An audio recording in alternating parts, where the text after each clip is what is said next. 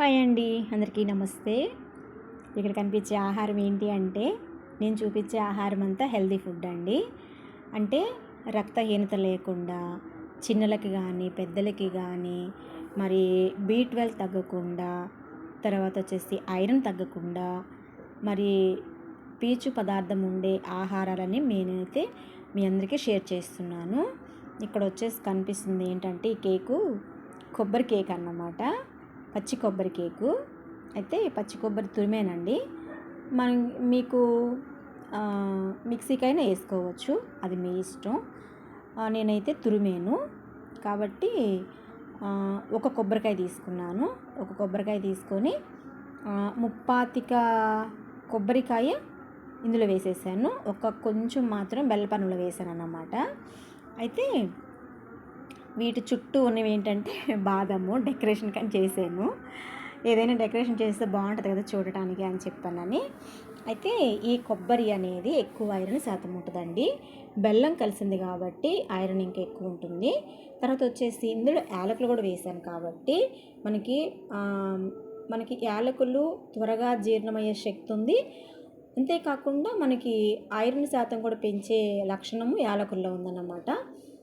అంతేకాకుండా మంచి సుగంధ ద్రవ్యంలా కూడా అది పనిచేస్తుంది కాబట్టి ఇన్ని సుగుణాలు ఉన్న ఆహారము మరి మనము ప్రతిరోజు తీసుకోవచ్చు. అంటే పచ్చి కొబ్బరి అనేది చాలామంది ఎక్కువగా గుళ్ళల్లో మరి కొబ్బరి, అరటిపండు, పండ్లే వాడతారు చూడండి. అంటే అవి మామూలు సమయాల్లో అయితే పెద్దగా పట్టించుకోరు, తినరు. అదే దేవుడి ప్రసాదం అంటే తింటారు ఖచ్చితంగా. దేవుడు అనుగ్రహించిన ఆహారం అని తింటారని ఒక సదుద్దేశంతో ఎక్కువగా గుడిలోకి కొబ్బరికాయలు వాడతారన్నమాట. అయితే కొన్ని ప్రాంతాల్లో అయితే ఆహారపు అలవాట్లలో పచ్చి కొబ్బరి కానీ ఎండు కొబ్బరి కానీ చాలా ఎక్కువ వాడతారు. అయితే ఎండు కొబ్బరి కంటే పచ్చి కొబ్బరి ఇంకా చాలా శ్రేష్టం అండి. తరచుగా పిల్లలకి మా అమ్మగారు చిన్నప్పుడు ఏం చేసేవారంటే చిన్న చిన్న ముక్కలు కొబ్బరి ముక్కలుగా చేసి అందులో కొంచెం బెల్లం పొడి చేసి మొత్తం కలిపేసి పెట్టేవారు అన్నమాట. ఇంకా అలాగే తినేసేవాళ్ళని. అంటే సహజ సిద్ధంగా తినేవి సహజసిద్ధంగానే తినాలి. అంటే కొన్ని పొయ్యి మీద పెడితే ఉన్న విటమిన్స్ పోతాయి అని ఒక ఆలోచన అన్నమాట. కాబట్టి ఇప్పుడు నేనైతే వీటిని బెల్లం పాకం పట్టాను. బెల్లం పాకం పట్టి కొబ్బరిని వేసేసాను అన్నమాట. యాలకులు కూడా వేసేసాను, యాలకుల పొడి దంచి. ఇవి వేడివేడిగా ఉంది కాబట్టి ఒక చిన్న గిన్నెలో వేసేటప్పటికి ఇలా బోర్లించేటప్పటికి ఒక చిన్న కప్పులాగా వచ్చిందన్నమాట. మనము పిల్లలకి పెద్దలకి అందరూ తినవచ్చు అన్నమాట. ఇందులో పంచదార లేదు, చక్కగా మంచి బెల్లమే ఉంది కాబట్టి. పైగా నేను వాడే ఆ బెల్లం కూడా ఆర్గానిక్ బెల్లం వాడతాను. అంటే కొంచెం కెమికల్స్ లేని, అంటే పంచదార శాతం లేని బెల్లాన్ని అయితే వాడతాను నేను. ₹1 ఎక్కువే అవుతుందండి. మనకి మంచిది కావాలి అంటే కొంచెం డబ్బులు పెట్టాల్సే వస్తుంది. కాబట్టి లేదు మనము కొబ్బరిలాగే తినొచ్చు అనుకుంటే ఎంత తిన్నా కూడా కొంచెం అరగాలంటే కొంచెం బెల్లం తింటారు. చిన్నప్పుడు మా అమ్మగారు కొంచెం బెల్లం పెట్టేవాళ్ళు. తర్వాత కొబ్బరి తిన్న వెంటనే కొంచెం బియ్యం 4-5 గింజలను పెట్టేవాళ్ళు నవలమని. అరుగుదల ఉండదు, బియ్యం తింటే అరిగిద్ది అని చెప్పానని. అది ఎంతవరకు నిజమో నాకైతే తెలియదు, నిజంగా తెలియదు. కాబట్టి ఈరోజైతే నేను ఈ కొబ్బరి లౌజ్ అనుకోవచ్చు, లేకపోతే కొబ్బరి ఉండ చేసుకోవచ్చు మనము. అలా మనము తినడానికి బాగుంటుంది అన్నమాట. అంతేకాకుండా సాయంత్రం పూట పిల్లలకి స్నాక్స్ లాగా, సాయంత్రం వచ్చిన తర్వాత వాళ్ళకి స్నాక్స్ లాగా ఇవ్వచ్చు మనము. తర్వాత వచ్చేసి స్కూల్కి వెళ్ళేటప్పుడు కూడా ఒక చిన్న కొబ్బరి ఉండలాగా 1-2 చేసి ఆ చిన్న బౌల్లో వేసి పంపించవచ్చు అన్నమాట. ఇంకోటి ఏంటంటే పిల్లలకి స్నాక్ బాక్స్లు వాడుతున్నారు కదండి. ఆ స్నాక్స్ బాక్సులు ప్లాస్టిక్ దయచేసి వాడొద్దు. చిన్న చిన్నవి స్టీలు కూడా దొరుకుతున్నాయి షాపుల్లో, అవి తీసుకొచ్చుకోండి. కాబట్టి ప్లాస్టిక్ అనేది మనము వాడకం తగ్గిస్తే